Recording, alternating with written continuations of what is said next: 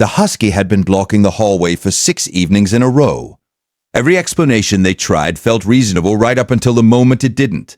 It began on a Monday. Cara DeStefano, 33, formerly a kindergarten teacher and now home full-time with her daughter, Piper, had what she described to the gas company technician later as a reliable dog. Juno, a 3-year-old Siberian Husky, had never in her life positioned herself in a doorway and refused to move for a small child. She had grown up with Piper. She had slept at the foot of Piper's bed since the girl was 14 months old.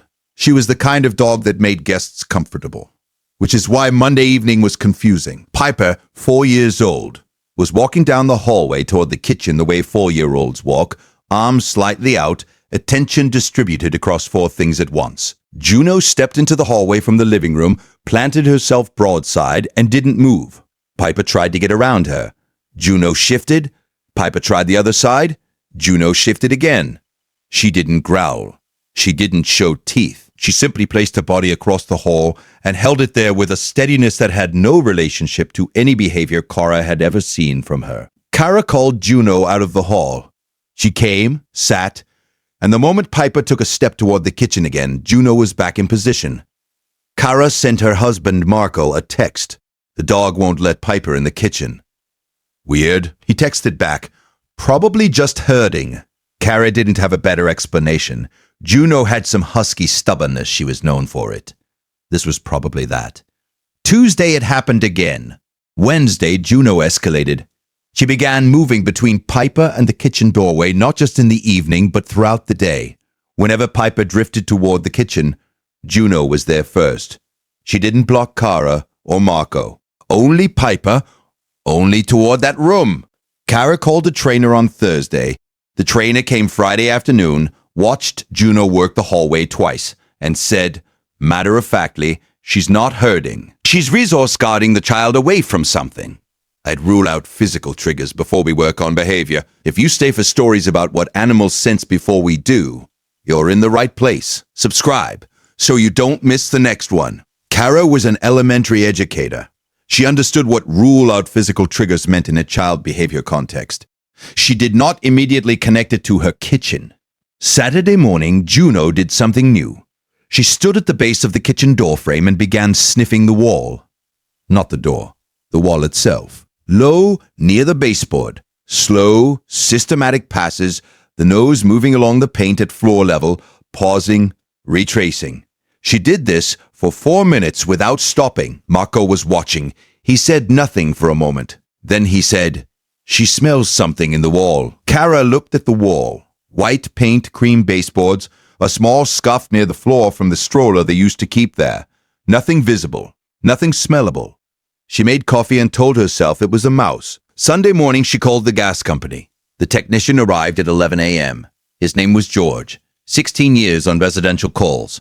He walked through the house with his meter. He spent 45 seconds in the kitchen at the wall Juno had been tracing with her nose. And then he switched the instrument into a different mode and held it lower, near the baseboard, near the floor. He turned off the gas at the main without explaining why. He was on his radio within 30 seconds. The fitting on the supply line behind the kitchen wall, a section installed during a renovation 4 years earlier, behind drywall, inaccessible without tools, had developed a microfracture. Natural gas had been seeping at a concentration too low to trigger the standard alarm sensor mounted 5 feet up on the wall. Floor level, where the concentration was 3 times higher, where no sensors sat, where a 4-year-old walked every day, where a husky had spent 6 days trying to prevent the small person from going. George told them the leak rate was consistent with what might have built to an explosive concentration in another 11 to 14 days, given the room's ventilation patterns. The range mounted to the adjacent wall was the ignition source. He said, "Your dog has a better nose than your detector. A dog can smell natural gas at parts per billion. Your wall sensor isn't rated for that threshold at floor level. Has your dog ever refused to let your child near somewhere in your home for no reason you could name? Tell us in the comments. These stories deserve to be heard." Piper never knew any of it happened. She was 4. She knew that Juno kept standing in the hallway, and she thought it was a game, and she laughed every time she tried to get past her. And Juno's tail moved once, slowly at the sound of that laugh. while she held her position. Every guardian deserves to be recognized, even the ones who never asked for anything in return. If stories like this matter to you, subscribe so you never miss the next one. The repair took 3 hours. The wall sensor was repositioned to floor level. Juno came into the kitchen the day the repair was certified complete, sniffed the wall at the baseboard for 30 seconds, and then went and lay down in her spot by the back door. She has not blocked the hallway since. Kara kept the trainer's number. She never had a reason to call it back. Tomorrow. The dog who sat beside a crib every night for 3 weeks before anyone understood what he was watching for. The building manager sent 2 letters after the repair. The first was a formal acknowledgement.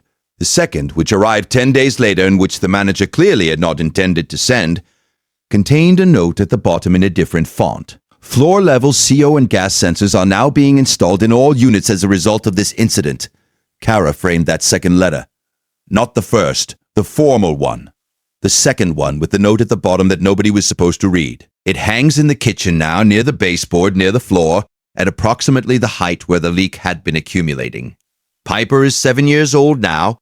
She still thinks the hallway blocking was a game Juno invented. She has named it The Block and tries to get Juno to play it on demand, which Juno will do approximately 1 time before losing interest and wandering away to find something more worthwhile. What Piper does not know, and what Kara has decided she will tell her when she is old enough to understand the difference between a game and an alarm, is that Juno played it for exactly 6 days, in exactly the same location, for exactly the same reason.